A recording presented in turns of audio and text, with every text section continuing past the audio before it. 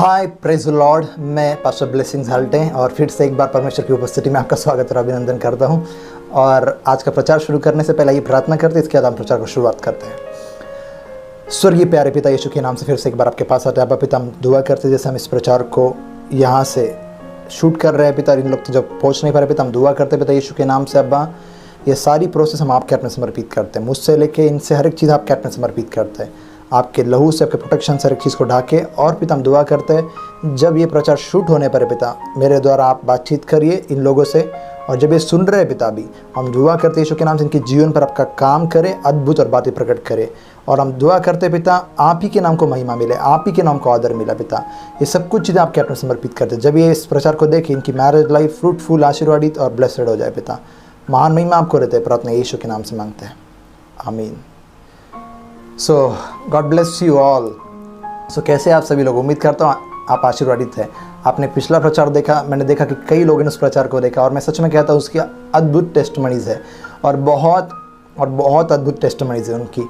सो इतनी कि मैंने कई चीज़ों को देखा, मैंने कई लोग को बदलते हुए देखा, लोग के जीवन में कार्य होते हुए देखा। और मैं हमेशा कहता हूँ कि मेरे प्रचार वैसे नहीं रहते जैसे कि आप कईयों के सुनते हैं। मैं ऐसा नहीं कहता कि कईयों के बेकार है, मैं कह रहा हूँ कि परमेश्वर ने मुझे अपना एक तरीका दिया है और अपना एक रेवलेशन ऐसे अनोखी तौर से भरा है जो उसके प्यार से जुड़कर रहता है, जो आपको जो भी कुछ परमेश्वर के लिए करना रहता है, फिर आप बड़ी आसानी से उन चीज़ों को करते हैं। आपको स्ट्रगल नहीं होती है, ट्रबल नहीं होती परमेश्वर के साथ उस रिलेशन को जोड़ने के लिए। तो ऐसा मेरा तरीका है। कई जगह अलग अलग चीज़ें सिखाई जाती है, तो ये उसे हम छोड़ देते हैं और बस कहते हैं कि आज के प्रचार को हम शुरुआत करते हैं। और मैरिज है तो कई हंसी मजाक की बातें होने वाली है आज, क्योंकि जब मैं इस ऑडियो को मैं फिर से सुन रहा था, जब मैंने रिकॉर्ड किया था तो मैं हंस रहा था, और सामने मेरी खूबसूरत पत्नी भी बैठी है। सो हम लोग इसे एंजॉय करेंगे इस प्रचार को आज, क्योंकि मैं खुद भी एंजॉय करूंगा। मेरी शादी हो चुकी है। एक वचन को पढ़ते हैं, इसकी बारी शुरुआत करें, क्योंकि मुझे वचन के बिना स्टार्ट करना अच्छा नहीं लगता है। सो हम उसमें पढ़ते हैं। उत्पत्ति अध्याय 1 वचन 26 में आपके लिए पढ़ना चाहूँगा। उत्पत्ति अध्याय 1 वचन 26, उत्पत्ति अध्याय 1 और इसका वचन 26 है। फिर परमेश्वर ने कहा, मनुष्य को अपने स्वरूप के अनुसार अपनी समानता में बनाए, और वे समुद्र की मछलियाँ और आकाश के पक्षियों और घरेलू पक्षियों और सारी पृथ्वी पर अब सब रेंगने वाले जंतुओं पर जो पृथ्वी पर रेंगते अधिकार रखे। तब परमेश्वर ने मनुष्य को अपने स्वरूप के अनुसार उत्पन्न किया, अपने ही स्वरूप के अनुसार परमेश्वर ने उसको उत्पन्न किया, नर नारी करके उसने मनुष्य की सृष्टि की। और परमेश्वर ने उनको आशीष दी और उनसे कहा, फूलो फलो और पृथ्वी पर भर जाओ और उसको अपने वश में कर लो, और समुद्र की मछलियाँ तथा आकाश के पक्षियों और पृथ्वी पर रेंगने वाले सब जंतुओं पर अधिकार रखो। सो मैं आपसे कहना चाहता हूँ, देखिए यहाँ पर जब बाइबल कहता है कि परमेश्वर ने नर और नारी करके मनुष्य की सृष्टि की, उसको कैसे बनाए? अपने स्वरूप में बनाए। और देखिए यहाँ पर अगर ये पूरा सारांश पढ़ा जाए तो हम यहाँ पर देखते कि परमेश्वर चाहते कि मनुष्य हमेशा आशीषित रहे, या उसके पास देखो सब पृथ्वी के हर एक चीज़ों पर अधिकार रखे, चाहे जीव जंतु हो, पक्षी हो, प्राणी हो, सब चीज़ों पर अधिकार रखे। या इसका मतलब क्या मालूम है? हर एक चीज़ों पर, मतलब परमेश्वर चाहता कि देखो, कभी भी देखो, अभी स्टार्टिंग से हम मजाक से चालू करते हैं, ये मैरिज का है संदेश। तो जो पत्नी रहती है ना, उसे लगता है पति मेरा सुनेगा तो बहुत अच्छा है, वो खुश रहती है हमेशा। तो ये क्या कहता है, अंदर खुशी पैदा करती है। सोचो कि ये पृथ्वी की हर एक चीज़ जब आपकी सुनेगी और आपके कंट्रोल में रहेगी तो आपको खुशी नहीं होगी। तो परमेश्वर का ऑल ओवर फोकस ये था कि आपको खुशी मिले, आपको आनंद मिले। और देखो परमेश्वर ने इन दोनों की सृष्टि की, और आगे के वचनों में भी, जैसे उत्पत्ति 2 और क्या कहते हैं 7 से लेके आगे, और फिर बाद में उत्पत्ति 2 ही में आगे 22 नंबर के वचन से, जैसे कि हवा का निर्माण के बारे में भी है। सो यहाँ पर अगर आप सारी चीज़ों को देखें तो देखिए, एक बात समझिए कि परमेश्वर की ये भारी योजना थी कि इंसान आशीर्वादित, आनंदित, खुशी और शांतिमय रहे। देखिए ये सबसे पहली योजना, चाहे वो आदम रहे चाहे हवा रहे, और ये सारे इसका सारांश में बता रहा हूँ आपको। देखिए, अगर आप चाहते हैं कि आपका पति या आपकी पत्नी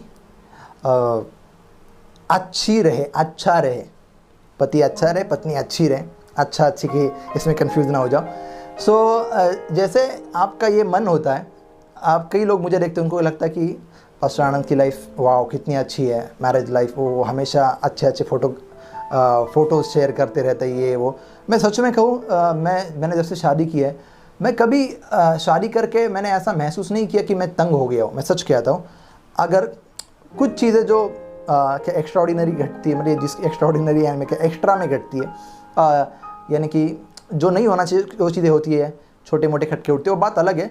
बट मैं सच में कहूँ तो एक दिन मेरे पत्नी से मैं कह रहा था कि मैं आज का प्रचार बहुत आशीर्वादित है, सुनना, पूरा सुनना, बहुत ब्लेसड रहेगा आपके लिए, क्योंकि मैं अभी कुछ इसको शेयर करूँ, बट जब मैं मुख्य प्रचार पे आऊँगा ना, आपके जीवन में परमेश्वर की महान महिमा प्रकट होने वाली है। सो जहाँ तक मेरा मानना है, मैंने शादी के बारे में एक चीज़ देखा है कि मैं अगर छोड़ दूँ तो मैं शादी से बिल्कुल परेशान नहीं हूँ। उनको ये पसंद आपकी फैमिली के मैटर, अभी आने वाला हूँ मैं, आपके भी फैमिली पर आने वाला हूँ मैं। सो देखिए, मैं सच में कहता हूँ, मैं मैरिज से बहुत खुश हुआ। अगर मेरा मैरिज जो हुआ है, मैं बहुत खुश हूँ उससे। मैं ऐसा नहीं कह रहा हूँ कि कैमरे के सामने या ऐसा ही झूठ बोलने के लिए नहीं कह रहा हूँ। मैंने शादी को एंजॉय किया। मैं सच में कहता हूँ, शादी को हर एक प्रकार से परमेश्वर की जो आशीष की ओर से मैंने एंजॉय किया, आशीष समझकर। तो मुझे कभी कंटाला नहीं आया मैरिज का कि यार ये शादी ऐसा। देखो, कुछ चीज़ें ऐसी घट जाती है, शत्रु ऐसा करता है कि जो नहीं होनी चाहिए वो बातें खटकती है, वो बात अलग है। बट मैं सच में पर्सनली मेरा व्यू जो शादी के बारे में वो बहुत अच्छा है। मैं सच में कहता हूँ, इवन बाइबल खुद कहता है, जिसने पत्नी पाई उसने उत्तम पदार्थ पाया। उत्तम चीज़ है, बेस्ट चीज़ है वो। तो शादी हुई है और आप, मेरी शादी हो गई है, हाँ मेरी शादी हुई है, हाँ पशान मेरी शादी हो चुकी है। कई लोग को मिलते हैं, हाँ आपकी शादी हो चुकी है, हाँ हुई है शादी, हाँ ये क्या चीज़ है? शादी हुई है आपकी, आप खुश रहने चाहिए। आपसे कहना चाहता हूँ, कई लोग शादी को क्या करें, एक बर्डन, एक बहुत ही बड़ी जिम्मेदारी, देखो जिम्मेदारी है वो, बट ऐसी जिम्मेदारी नहीं है वो कि वो आपके बगैर कुछ नहीं होगा। ये परमेश्वर की योजना है। तो अगर आप परमेश्वर की योजना में शादी करते हो और जुड़ते भी हो, ये आपके लिए आशीर्वादित ही रहेगी। सबसे पहली बात अभी मैं आपसे कहना चाहता हूँ कि अगर आपकी शादी हो चुकी है तो देखिए, यहाँ पर परमेश्वर ने रचना की थी, सबसे पहले आदम था, ठीक है। सो आदम के साथ क्या चीज़ें होती है उसको पहले समझो, एक एक चीज़ क्लियर करेंगे, तो ये बहुत महत्वपूर्ण चीज़ है। सो जहाँ तक मैं मानता हूँ कि देखो, आदम को रचा, फिर परमेश्वर हर ठंडे समय में दिन के उसे मिलने आता था और उनकी संगति होती थी और चीज़ें अच्छी भरी रहती थी, चीज़ें अच्छी चलती रहती थी। और मैं आपसे कहना चाहता हूँ, इसका मतलब क्या मालूम है क्या? कि देखो, मछली पानी के बाहर अगर जाए तो उसका लाइफ कुछ नहीं है। क्या कुछ हो सकता है? नहीं, उसके बाहर उसका कुछ लाइफ ही नहीं है। तो हर एक ऐसी जो चीज़ है कि उसके बाहर उसका कुछ चीज़ लाइफ नहीं है, तो वैसे ही है कि उसके बगैर कुछ हो ही नहीं सकता। तो वैसे ही इंसान को इस तरह से बनाया गया है। आप पूरा प्रचार सुनना, मैं आपसे फिर से एक बार कहता हूँ। मैं क्यों ऐसा कहता मालूम है क्या?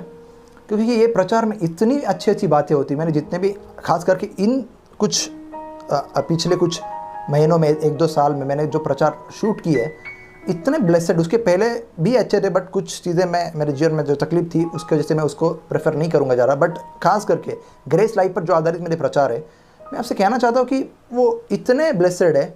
तो मैं चाहता हूँ कि हर एक व्यक्ति उसे सुने। आप मेरे जीवन में कितना आशीर्वादित चीज़ें देखते हो, मैं कई मेरे लाइफ को देखते हो, हर एक चीज़ में ब्लेसड, परमेश्वर के वचनों से भरा, आशीर्वादित मैरिज लाइफ, हर एक चीज़ को, ये कहाँ से आती है? कहते हैं ना, प्रचार ये बहुत महत्वपूर्ण होते हैं, क्योंकि ये मैं खुद मेरे लाइफ में इसको लागू करता हूँ और आपके पास भी पहुँचाता हूँ मैं। सो मैं आपसे कहना चाहता हूँ कि इन लोग को बनाया, तो आदम और हवा को बनाने के बाद इनको ऐसा बनाया कि आदम परमेश्वर को हर दिन मिलता था। इसका मतलब क्या था कि परमेश्वर के बजाय उसका लाइफ कुछ नहीं था। जैसे पानी के बजाय मछली कुछ नहीं है, तो वैसे ही आदम परमेश्वर की उपस्थिति के बगैर कुछ नहीं है, कि परमेश्वर की उपस्थिति हर दिन उसके साथ रहती थी, वो उसको मिलता था परमेश्वर को, तो वो उससे भरा रहता था।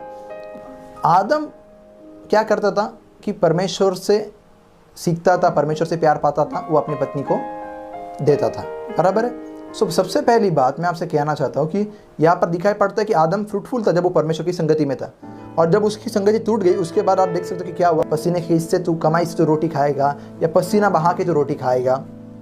मैं आपसे कहना चाहता हूँ, एक क्या स्ट्रगल आ गई जब परमेश्वर से रिश्ता टूट गया। तो मैं आपसे कहना चाहता हूँ, आपको क्या लगता है उनकी मैरिज लाइफ भी उतनी ब्लेसड रही उसके बाद जितने पहला वो आनंद उठाते? सबसे पहली बात, अब पत्नियों को क्या करना है मैं आपको बताना चाहता हूँ। आप हो गया अरे सीधा पत्नी ऊपर आ गए। हाँ पति से भी स्टार्ट करना था। मेरा पति मालूम है आपको पास कैसा है, मालूम है कुछ भी लिख के देता नहीं मेरे को, कुछ भी नहीं, मेरे पास एक भी ये चीज़ नहीं, मेरे पास एक भी दागीना नहीं। मैं आपसे कहना चाहता हूँ, सुनिए पहली बात, आपका सबसे मूल्यवान दागीना आपका पति है। अगर आपके पास आपका पति है, वो आपके लिए मूल्यवान चीज़ है, मैं आपसे कहना चाहता हूँ। क्योंकि आप शायद चीज़ें बहुत खरीद लोगे, बट एक पति अगर आप अच्छा बना लोगे परमेश्वर के साथ रिलेशन रखने वाला, आपका लाइफ फ्रूटफुल होगा। मैं आपसे कहना चाहता हूँ, आदम फ्रूटफुल था तब तक जब तक वो परमेश्वर के साथ में था। परमेश्वर के साथ रिश्ता टूटने के बाद वो वैसी फ्रूटफुलनेस नहीं थी जैसी होनी है, कष्ट भरी थी, रिलैक्सेशन वाली या आराम वाली नहीं थी, लेकिन पहले आराम वाली थी। तो सबसे पहले इंसान को बनाया गया परमेश्वर की संगति में रहने के लिए, और जैसे ही वहाँ ये होती है उनकी मैरिज लाइफ भी अच्छी रहेगी। बट सोचो, अगर कोई पति दिन भर एकदम क्या कहते ना बहुत हेवी काम और बहुत ही क्या कहते ना ट्रबल भरा काम करके आता है, मराठी में कहा जाता है कष्ट करूँ नहीं तो पति, तो कैसे बताओ कि वो शाम को आने के बाद कैसे ऐसा खुश रहेगा। मैं मेरा पत्नी की बात कैसे तो हेलो ग्रेस, क्या ओ ग्रेस हाउ आर यू, कैसी हो, ओ वाह चलो एक राउंड मार के आते हैं। वो नहीं क्या गया, हाँ मी थकलो है खूब, चला झोपायला जाओ। क्या आपको लगता है मैंने क्या ये इम्पैक्ट क्रिएट कर रहा है? अगर उसका लाइफ अच्छा रहेगा, मैरिज लाइफ भी अच्छा रहेगा। आपको नहीं लगता ऐसा? मैं आपसे कहना चाहता हूँ, देखो हर एक चीज़ मेरे पास इतना चीज़ है ना कि अभी मैं सोच रहा हूँ किससे कम करूँ मैं। अगर इसके 2 प्रचार बनाऊँ कि कितने मुझे भी नहीं मालूम है। देखो, अगर आपका पति है या पत्नी है तो आपको सबसे पहला प्रायोरिटी क्या होना चाहिए मालूम है क्या? कि आपका पति, आपकी पत्नी परमेश्वर में बढ़ रही है या नहीं, ये क्वेश्चन आपने आपको पूछा। आपको क्योंकि नहीं बढ़ रही तो अभी दोष लग रहा है, नहीं दोष मत लगाए, कि दोष लगाने का काम शत्रु का है। बिना दोष लगाए भी करेक्शन कर सकते। देखो मैंने ये गलत किया, मैंने ये क्यों गलत किया, ऐसा कहने के बजाय अच्छा ये मैंने गलत किया, अभी ऐसा नहीं करूँगा, ओके, इतना कर सकते हैं आप।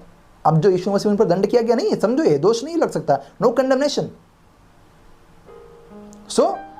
आपकी पत्नी की लाइफ देखो, आपकी लाइफ देखो, और फिर देखो कि क्या ये सही परमेश्वर की योजना के हिसाब से जा रही है चीज़ें। और क्या, देखो मैं आपसे कहना चाहता हूँ, अगर आपको एक अच्छा पति चाहिए, अभी कई लोग मुझे देखते हैं, उनको लगता है वाह पाषाण कितने अच्छे पति है। कई बार मैंने फेसबुक पर कई कविताएं लिखी या कुछ पोएम बन गई थी मेरे पत्नी के बारे में, या अभी पत्नी के नहीं, ऐसे नहीं, अलग परमेश्वरी तौर पर। तो उन लोगों ने उसको इतना कॉपी किया कि उसको भी अपने इस पर डाल दिया। मेरे पत्नी के ऊपर किए हुए कमेंट भी उन्होंने अपने पर डाले, अपने उनके एनिवर्सरी के लिए, उनके बर्थडे के लिए पोस्ट किए। मैं आपसे कहना चाहता हूँ कि कई लोग को लगता है कि क्या कहते हैं ना कि ये चीज़ें उनके लिए बेस्ट है, तो ये बराबर है, क्योंकि वो देख रहे हैं कि उनका कितना अच्छा है। जब आप मेरा देख रहे हो तो मेरा लाइफ कहाँ से अच्छा है? मैं परमेश्वर के साथ, मैं ऐसा नहीं कह रहा हूँ कि मेरा हर दिन मूड होता है कि मैं हर दिन बराबर से प्रार्थना करूँ ही, मैं वचन पढ़ूँ। कई बार मेरा मन नहीं होता, ऐसा लगता है कि यार कैसे, क्योंकि क्लाइमेट सिचुएशन ऐसी बन जाती है, हमारा मूड स्विंग हो जाता है। बट हमें परमेश्वर से ये ज़रूर कहना कि परमेश्वर तेरे प्रेम से मुझे पकड़े रहे। अगर आपको आपके पति को एक सर्वोत्तम पति आपको चाहिए तो उसे परमेश्वर की ओर धकेलो। वो एक सर्वोत्तम पति बनकर बाहर आएगा, वो एक जिम्मेदार पति बनकर बाहर आएगा। कोशिश करो कि देखो, आप अगर आपका पति सेवक है, खास करके मैं आपसे कहना चाहता हूँ कि आप बैकग्राउंड की चीज़ें संभालो, उसे कहो कि तुम आगे निकलो, तुम परमेश्वरी चीज़ें देखो, प्रचार कैसे शूट करना है, या तो क्या कौन सी जगह पर प्रचार करने के लिए जाना है, या कौन सी स्टडी करना है, उसमें ध्यान दो। मैं बाकी चीज़ें संभालता हूँ। मैं आपसे कहना चाहता हूँ, अगर आज आप ऐसा करोगे, आने वाले दिन में आपका लाइफ फ्रूटफुल रहेगा। क्योंकि फिर मेरा क्या, मैं तो थक जाती हूँ। मैं आपसे कह रहा हूँ स्ट्रेंथ मांगिए, बुद्धि मांगिए। इसलिए बाइबल कह रहा है कि बुद्धिमान पत्नी घर को बनाती है। मैं आपसे कह रहा हूँ आपको आनंद, फिर मैं बुद्धिमान नहीं हूँ आप कह रहे हो, नहीं मैं ये नहीं कह रहा हूँ। आप जैसी भी हो अच्छी हो, आप जितनी भी बहनें देख रही हो आप सभी अच्छी हो। बट मैं आपसे कह रहा हूँ आप मांगो। अगर आपसे नहीं हो रहा है, आपको चिड़चिड़ापन हो रहा है, गुस्सा हो रहा है, परमेश्वर से मांगो कि मैं मेरे पति पर इतनी चिड़ती, मुझे नहीं चिड़ना है परमेश्वर। और एक दिन में ऐसा नहीं होगा। परमेश्वर स्टेप बाय स्टेप कुछ वचन पढ़ने के लिए कहेंगे, शायद कुछ गीत सुनने के लिए कहेंगे, और बढ़ते जाएंगे। आपको पेशेंस रखो, वेट करो। आपका मैरिज लाइफ कितना भी खराब हुआ रहेगा, लेकिन वेट करो। सबसे पहला परमेश्वर की ओर दौड़ो। जो भी समस्या है परमेश्वर की ओर दौड़ो, इंसानों की ओर नहीं, लोगों की ओर नहीं। देखो आप मुझसे सलाह मांगने के लिए आ सकते हैं, लेकिन मुझसे सलाह मांगने से पहले आपको परमेश्वर की ओर दौड़ना है, क्योंकि परमेश्वर मुझसे बेस्ट है, उससे मैं सीखता हूँ। तो सब कुछ परमेश्वर की ओर से। सो मैं आपसे कहता हूँ कि सबसे पहला महत्वपूर्ण क्या है, जैसे मछली पानी के बगैर नहीं, तो इंसान परमेश्वर के बगैर जी नहीं सकता, चाहे आपकी पति या पत्नी रहने दो। सो आपका पति है तो उसे क्या करो, फोर्स मतलब उसको उसकी ओर जाने के लिए हर एक मदद करो जिससे वो परमेश्वर के करीब जा सके। क्यों मालूम है, अगर वो परमेश्वर के इससे भरा रहेगा तो ज़रूर वो अच्छा रहेगा। अगर आपकी पत्नी भी है तो उसे भी यही कहे कि उसको परमेश्वर की ओर धकेले, वो परमेश्वर की ओर कैसी जा सकती है, वो परमेश्वर के साथ अपना रिश्ता कैसा अच्छा बना सकती है, इस चीज़ों की ओर ध्यान रहे। ये मत करो हाँ नहीं मेरी पत्नी बच्चे संभालती है ना सब कुछ, और बच्चे संभालती है पास्टर आनंद, और वो घर काम करती है। मैं आपसे कहना चाहता हूँ ये नहीं है, ये है नहीं, इस चीज़ के लिए नहीं इंसानों को बनाया परमेश्वर ने। ये पार्ट है लाइफ का, बट फोकस जब देखो आप अच्छी परमेश्वर की बेटी रहोगी, आप परमेश्वर के बेटे रहोगे, परमेश्वर से जुड़े हुए, आप बेस्ट पति बेस्ट पत्नी बन सकते हो, बेस्ट पेरेंट्स भी बन सकते हो। मैं सच में कहता हूँ, जो भी आपको लाइफ में जो कुछ बनना है, अगर आप परमेश्वर के जुड़े रहोगे आप उस हर एक चीज़ में बेटर बन जाओगे। मैं सच में कहता हूँ, परमेश्वर ही एक ऑप्शन है। सो मैं आपसे कहना चाहता हूँ कि अपनी पत्नी या पति को ये मत कभी कहे, पति को या पत्नी को भी ये मत कहे कि तू काम पे जाती है ना तो अच्छा एक काम कर, तू जो कंपनी में जाती है ना तो वहाँ से और टाइम करा, उसको और एक्स्ट्रा काम पकड़, और तू बहुत कमा के ला, तू अपना घर अच्छा चल, पैसा रहेगा सब अच्छा चलेगा, पैसा रहेगा सब अच्छा चलेगा, पैसा रहेगा सब अच्छा। अगर आप एक पत्नी भी अपने पति को मत कहो तुम पैसा कमा के लाओ, पैसा पैसा पैसा पैसा पैसा पैसा पैसा। मैं ये नहीं कह रहा पैसा इंपॉर्टेंट नहीं है, मैं ये नहीं कह रहा पैसे का एक जगह स्थान नहीं है, बट पैसा पैसा पैसा करके पागल मत हो जाओ। मैं आपसे कहना चाहता हूँ परमेश्वर की ओर फोकस रखो और विश्वास रखो कि वो आपको समृद्ध बनाने की योजना रखता है। विश्व उसके हाथ में सब कुछ है, वो जिसे चाहे जो मनुष्य से भाता है उसके वो सब कुछ आशीष दे देता है, समृद्धि ये सब कुछ बुद्धि ज्ञान सब देता है उसे वो। तो आप अगर भाना है तो परमेश्वर को भाना है, तो कभी पति को ये फोर्स मत करो कमा के लाओ ना, कमा के लाओ ना, कमा के लाओ ना। कमा के लाना ठीक है, वो भी जिम्मेदारी है, मैं नहीं मानता हूँ कि नहीं है, वो अपनी जिम्मेदारी है, बट देखो हर एक चीज़ की एक लिमिट रहती है। जब आप उस लिमिट को तोड़ते हो ना वो प्रॉब्लमेटिक है। उस लिमिट को कभी भी तोड़ो मत, मेरी सुनिए, कभी भी तोड़ो मत उनको परमेश्वर की ओर। अगर वो कह रहे काम नहीं काम करो, बट समय निकालो, फिर चर्च जाने के लिए भी समय निकालो। अभी एक और चीज़ में महत्वपूर्ण आने वाला हूँ। देखिए अभी प्रॉब्लम ये होता है कि वैसे बाइबल कहता है कभी कभार क्या होता है, पत्नियां जो है ना थोड़ी वीक होती है। वीक का मतलब समझते हैं आप क्या है, वो थोड़ी सी ज़रा ये वो गलती ऐसी गलती वैसे बार बार गलतियां करती रहती है, और कुछ ना कुछ ऐसे ऊट पटांग कभी कभी जवाब देती है या कुछ ऐसी बातें करती रहती है कि ऐसा लगता है कि अरे ये समझ के क्यों नहीं चाहिए ऐसा, बट बाइबल कहता है कि वो सॉफ्ट की तरह उसको उन लोग को हैंडल करो। और बाइबल क्या कहता है कि जैसे मसीह ने कलीसिया से प्रेम किया है वैसे अपने पत्नियों से प्रेम करो। अभी मसीह ने कलीसिया से कैसे प्रेम किया है? मसीह ने कलीसिया से ऐसे प्रेम किया है कि उसने क्या किया, अपनी जान तक दे दी। और कब दे दी? जब हम पूरे आज्ञाकारी थे। हो मेरे पास प्रार्थना 10 घंटे ऐसा था। ओ बाइबल रीडिंग 15 घंटे। नो, समटाइम्स मैं मेरे एक्सपीरियंस से कहता हूँ, समटाइम्स हमें हमारी पत्नियों को जब वो डिज़र्व नहीं करती है, जब ये नहीं करती, कभी कभी क्या कहते हैं ना, हो सकता है इस वजह से आपकी पत्नियाँ ये समझने लगी कि आप वीक हो, बट ये गलत है। पत्नियों, अगर आपका पति आपको फेवर दिखा रहा है आपकी गलती और कमियों के बाद, इसकी वजह से नहीं कि आप गलती नहीं कर रहे और उसकी गलती है। मुझे मालूम है कई लोग की एक परेशानी हो कहते कि ओ मैं गलती किसी की भी हो सकती है बट मेरी पत्नी की नहीं हो सकती है। ये पत्नियाँ जल्दी गलतियाँ नहीं मानती, उनके नहीं मेरी गलती नहीं है, वो सास की गलती है, उसकी गलती, इसकी गलती, मेरी नहीं गलती है। बट मैं आपसे कहना चाहता हूँ ठीक है वो ऐसी रहती है, बट मैं आपसे कहता हूँ जितना आप उनको ग्रेस दोगे, जितना आप परमेश्वर का प्यार दोगे। और देखिए अभी आपको हाँ नहीं पर्सनल ये तो सीखा है ना हमने, परमेश्वर का प्यार देना हमने सीखा है। मैं आपसे कहना चाहता हूँ पहली बात, जब आप खुद नहीं पाओगे आप कैसे दोगे? अभी कई लोग मेरे पास आते होंगे कि pastor Anand we know God's love very well, परमेश्वर के प्रेम को हम अच्छी तरीके से समझते हैं। अगर आप अच्छी तरीके से समझते रहते परमेश्वर के प्रेम को, आपका लाइफ ऐसा नहीं रहता जैसा आज है।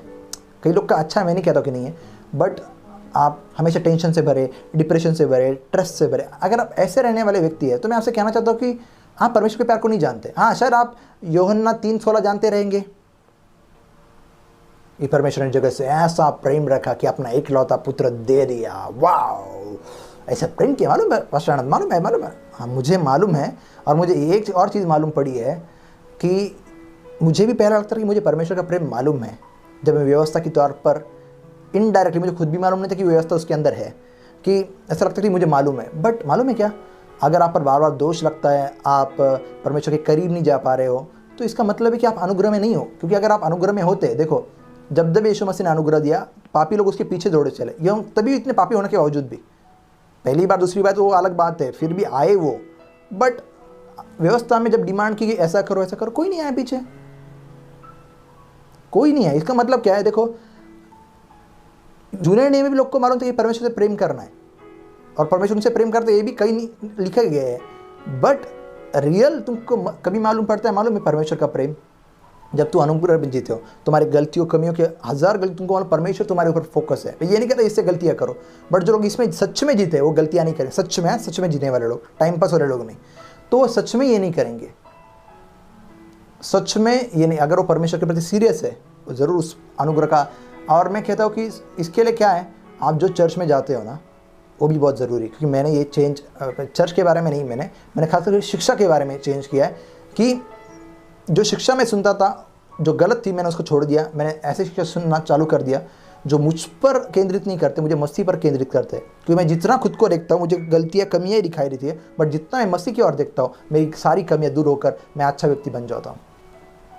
क्योंकि व्यवस्था क्या करती है, तुम्हें और पाप करवाती है। क्योंकि व्यवस्था क्या है, ये डिमांड, ये करो ये करो ये करो, हम नहीं कर पाते। व्यवस्था कह रही थी अच्छे बनो, कोई नहीं बन पाए। बट अनुग्रह में फ्री में धार्मिकता दी गई, फ्री में तुमको अच्छा कहा गया और तुम अच्छे बनते हो। बट ये समझने के लिए लोग नहीं चाहते, नहीं ऐसा कैसा, बुरा नहीं खेल कैसा होगा, बट ऐसा नहीं है। जबकि बाइबल कहता है कि अनुग्रह देने से उल्टे लोग अच्छे बनते हैं, अलग शिक्षा है, हम कहीं और निकल जाएंगे। तो सबसे पहले अगर आपके चर्च में ऐसी टीचिंग सिखाई जा रही है जो व्यवस्था के आधारित है, नहीं तो अनुग्रह के आधारित। क्या देखो, व्यवस्था के आधारित क्या, इसका मतलब तुमने अगर उपवास प्रार्थना नहीं की श्राप आ जाएगा, तुमने ये नहीं किया हो क्या, तुम्हारी प्रार्थना 50 घंटे की है या 15 घंटे की है। मैंने फिर से आपसे कहता हूँ, देखिए प्रार्थना आपकी अच्छी होनी चाहिए बट प्यार से। देखो आपका कोई दोस्त है, आप उससे मिलने जाते हो, उसकी संगति में 15 घंटे बैठने का बोरिंग नहीं होता, और बात करिए और बात, क्योंकि वो इस तरीके से आप दोनों का कनेक्शन है। इतना वो आपसे प्यार करता है कि आपकी गलतियों को भी इग्नोर करता है। आपकी गलतियां मैं वैसे नहीं कह रहा हूँ, मेरे प्रचार को अगर आप नहीं सुने पहले जाके जुने प्रचार सुनो, दोष मुक्त जीवन, धार्मिकता का वरदान, वो तभी जाके इसको भी समझोगे। तो मैं नहीं तो मेरा प्रचार मैरिज अलग हो जाएगा, मैं इधर दोष मुक्त व्यवस्था ही सिखाते बैठूंगा। सो मैं ऐसे कहना चाहता हूँ कि इस सारे इसमें जो अगर वहाँ पर सिखा रहे हैं कि नहीं दोष आएगा, दंड आएगा, परमेश्वर ये करेगा, वो करेगा, वैसा करेगा, अगर डर की मानसिकता क्रिएट करे परमेश्वर के बारे में, देखो मैं कहता हूँ परमेश्वर को डर के मारे मानना ये कोई सही बात नहीं है। आपके बाइबल में वचन लिखा है ना, परमेश्वर का डर होना चाहिए, लिखा है ना। देखिए वो शैतानी डर अलग है, रियल डर अलग है। रियल डर क्या मालूम है, परमेश्वर इतना भला है तो मैं बुराई कैसे करूँ। और ये डर क्या है, अगर मैंने बुराई की तो परमेश्वर मेरा सत्यानाश कर देगा, ये डर कुछ और है। यूसुफ क्या कहता कि परमेश्वर ने इतनी अच्छाई की है, मैं क्यों बुरा करूँ, ये है रियल डर। और मैं नहीं करूँगा ना तो मेरा सत्यानाश, ये उल्टा चीज़ है। व्यवस्था उल्टी चलती है, याद रखो। बट अनुग्रह क्या है, सप्लाई, तुम फ्री में धर्मी हो, तुम फ्री में हो। पत्नी को प्यार देने के लिए आपको पहले परमेश्वर का प्यार पाना चाहिए। तो ऐसी शिक्षा से अलग हो जाए जो हर समय आपको डर और दोष लगाते हैं और ऐसे कंडीशन में आपको लेके जाते जहाँ पर आप क्या कहते हैं टेंशन से भर जाते। तो सबसे पहले आप इसको सुनना। आप यूहन्ना 3:16 जानते रहेंगे, क्रूस की कहानी जानते रहेंगे, उड़ा पुत्र की कहानी जानते रहेंगे, बट एक्सपीरियंस अलग होता है। देखिए मैं अगर आपको बोलूँ कि जो ट्राइडन होटल है तो वहाँ पर जाकर वहाँ का खाना बहुत अच्छा है, बहुत अच्छा है। सो ये चीज़ अच्छा है, वो चीज़। तो आपकी कोई आपको पूछे ट्राइडन का मालूम है आपको क्या है, तो आपके ट्राइडन, ट्राइडन का खाना बहुत अच्छा है, बहुत आपने सुना है ट्राइडन का बहुत अच्छा है, बहुत सुना है। सुनना अलग है, एक्सपीरियंस करना अलग है। जब खुद एक्सपीरियंस हो जाता है कुछ अनोखी बात होती है वो, ठीक है। सो वैसे ही है कि परमेश्वर का प्रेम भी सुनना, इसने सुना वो प्रचार कभी सुना था कभी, बट रियलिटी में परमेश्वर का प्यार होता क्या है, जो कि बाइबल कह रहा है कि सिद्ध प्रेम भय को दूर करता है। तो आपके अंदर भय कैसे है, आपके अंदर डर कैसे है? तो जब आप अनुग्रह में रहते हैं, तो एक पति हो तो आप एक अनुग्रह में रहते हो, तो आपकी पत्नी को आप बराबर से वो प्यार दे सकते हो जिसकी बाइबल कहता है देने के लिए, या कहता है वैसे प्रेम करें।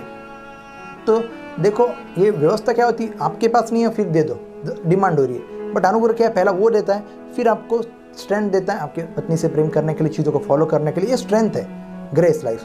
तो सबसे पहले ऐसे शिक्षा को सुनना बंद कर दो। सबसे पहले अनुग्रह की शिक्षा में आ जाओ। ये मेरा खुद का पर्सनल एक्सपीरियंस है, ओके, क्योंकि मैंने पहले भी कहा चुका, मेरी घंटों घंटे की प्रार्थनाएं, वचन लाइफ, ये लाइफ होने के बाद जब मेरी लाइफ डिप्रेशन और डिप्रेस हो गई और इसमें मैं चला गया, तो मुझे मालूम है कि कितना खतरनाक हो गया कि कोई पाप नहीं है, कोई गलतियाँ नहीं, क्यों ऐसी लाइफ हो रही है। ये अलग बात है। तो इसको छोड़ते हैं, आते हैं मैरिज के संदेश पर। ये एक चीज़ होगी, और कुछ चीज़ें मैं आपको बताना चाहता हूँ। तो सबसे पहले जब भी आपको आपकी पत्नी को, या आप चाहते कि आपका पति बेस्ट पति बने, आपकी पत्नी बेस्ट पत्नी बने, परमेश्वर के साथ जुड़े, अनुग्रह के संदेश से सुनाए। जब वो खुद परमेश्वर के प्रेम को अनुभव करेगी और वो पति करेगा, तो आपका रिलेशन बहुत अच्छा हो जाएगा। और मैं आपसे कह, पत्नियाँ गलतियाँ बहुत करती है, मैंने कहा ना, बट आपको समटाइम्स, और बहुत टाइम्स, समटाइम्स नहीं कहूँगा, बहुत टाइम्स आपको उन्हें माफ़ करना पड़ता है और गले लगाना पड़ता है। और पत्नी हो, प्लीज़ अपने पति को ये मत समझो कि नहीं वो कमज़ोर है या उनको आपकी ज़रूरत है या कोई भी ऐसी चीज़, ऐसी नहीं है। वो परमेश्वर का प्रेम आपको दिखा रहे हैं। आप गलत फहमी क्रिएट मत करो। और क्या कहते हैं ना, और कभी भी मैं आपसे कहता हूँ, जिस व्यक्ति का रिलेशन परमेश्वर के साथ अच्छा नहीं है, हो सकता है कि आप पैसे बहुत कमा लो, हो सकता है कि आप बहुत सारी चीज़ें कर लो। देखो दुनियावी चीज़ें में स्मार्ट मत बनो। आपको कि नहीं मेरा पति बहुत स्मार्ट है, आपको मालूम कैसे दिखता है, एकदम हीरो की तरह, आपको मालूम प्रश्न एकदम सलमान खान। मैं आपसे कहता हूँ सलमान खान दिखने से कुछ नहीं होता है। होना है कि वो रियल में हीरो है क्या, वो हीरो जो आप जब गलतियाँ करते हो आपको प्यार दे। आप कई देखो, आप इवन कई बड़े बड़े लोग हैं, अभी मैं नाम लूँगा तो नाम यानी कि प्रचारक नहीं, मैं संसारिक लोग की बात कर रहा हूँ, नाम बड़े, बट आपको क्या लगता है सबकी मैरिज लाइफ अच्छी है? आपकी जैसी हो ही नहीं सकती, मैं आपसे कहना चाहता हूँ। और पत्नियों, अगर आपका फेवरेट हीरो अगर कोई होना चाहिए ना, सलमान खान, शाहरुख खान, आमिर खान, कौन और मैं कौन बोलूँ, ये नहीं होना चाहिए। अभी कुछ रिलीजियस बन जाओ, हो पास्टर आनंद आप कैसे बोल सकते सलमान खान, ये सब नॉर्मल है, रिलीजियस बन जाओ। मैं आपसे कहना चाहता हूँ कि वो नहीं होना चाहिए, आपका पति होना चाहिए। और पति आपको मालूम है आप कभी ऐसे हीरो बनोगे जब आप परमेश्वर से वो बिना शर्त का प्रेम अपने लिए अनुभव करोगे। और फिर देखो, आप परमेश्वर की फेवरेट रहोगे, आप परमेश्वर के प्रिंस की तौर पर खुद रहोगे, तो आप आपकी पत्नियों को प्रिंसेस की तौर पर रख सकते हो। तो कई बार मैं कई लोगों को कहता हूँ कि आपकी पत्नियों को प्रिंसेस की तौर पर देखो। मैं आपसे कहता हूँ, आप जब खुद प्रिंस का अनुभव नहीं करते हो, देखो सिर्फ पत्नी को प्रिंसेस कहने से नहीं होगा, उनको ऐसा बिहेवियर आपको देना पड़ेगा। और कभी ऐसा होगा जब आप खुद प्रिंस का अनुभव करोगे, खुद परमेश्वर के प्रिंस हो ऐसा खुद का अनुभव करोगे। कैसे? जब वो परमेश्वर के प्यार को, आशीर्वाद को, आशीष को अनुभव करोगे बिना शर्त की, तब आप अपनी पत्नी को भी, क्या उसमें कोई फॉल्ट नहीं है आपकी पत्नी में, कई सारे, फिर भी आप कभी दोगे जब आप खुद परमेश्वर के प्रेम को अपने लिए अनुभव करोगे। मैंने खुद अनुभव करो, कैसे प्रिंस, मैंने ये गलती कर दी, मैंने ये गलती कर दी। क्या आपको लगता है ऐसे प्रिंस का अनुभव कर पाओगे? परमेश्वर ने आपके पास क्षमा कर दिया, आपको बिना शर्त का प्रेम करते जब भी देखोगे, आप प्रिंस का अनुभव करोगे। और अपनी पत्नी को भी प्रिंसेस की तौर पर रखोगे। आप भी उसे बिना शर्त का, वो गलती करेगी, ये करेगी, हाँ वो कहेगी वो ऐसे ऐसे कर दिए हैं, ठीक है ओके, बट नहीं तो आप गुस्सा होगे, चिड़चिड़ करोगे। और आप प्रेम तो करना चाहोगे एक व्यवस्था के तौर पर कि बाइबल ऐसा कह रहा है करना है, बट इनसाइड चिड़चिड़ होगी आपको। तो फ्लो में होना चाहिए। तो जैसे ग्रेस फ्लो में करता है परमेश्वर की डिमांड को पूरा, कि वो पहले देता है, व्यवस्था खींचती है, तो वैसा नहीं होता है। ये मैरिज के ऊपर फोकस रहता है। तो मैं ग्रेस, इसके सब चीज़ में ग्रेस है ही है परमेश्वर की, अदरवाइज कुछ रिलेशन भी नहीं है। इसके लिए ग्रेस मैसेज आता ही है मेरे मुंह में। मैं आपसे कहना चाहता हूँ, तो उस तरीके से रहो कि पत्नियाँ क्या करना, उसको प्रिंसेस के तौर पर रखो। और कभी रख पाओगे जब पहले खुद के लिए करो, प्रिंस का खुद अनुभव करो, परमेश्वर के प्रेम से भरकर, उसके हिस्से भरकर। क्योंकि जब ये आपको मालूम पड़े परमेश्वर मेरी कई गलतियाँ क्षमा करते, और कैसे, सच्चे दिल से, डर होने नहीं, हो हाँ एक बार हो गई हुआ नहीं, असीम कृपा उसके यहाँ पर बनी है। इसके लिए ये पाप का लाइसेंस नहीं है। मैं फिर से वो प्रचार में मुझे जाना पड़ेगा, फिर से कहता हूँ, अगर नहीं समझे मेरे पहले प्रचार देखिए जो मैंने किए परमेश्वर के प्रेम पर, दोष मुक्त जीवन पर, तो वो देखिए। देखो आज का प्रचार मैं मान रहा हूँ कि बहुत बड़ा हो रहा है, मुझे इसके कितने पार्ट में कट करना पड़ेगा मुझे नहीं मालूम है, बट ये प्रचार बहुत महत्वपूर्ण है। आगे अभी मैंने बस शुरुआत की, आगे बहुत क्या कहते हैं ना, अभी ये तो स्टार्टर है, अभी तो मेन कोर्स बाकी है बहुत कुछ भरा हुआ है अंदर।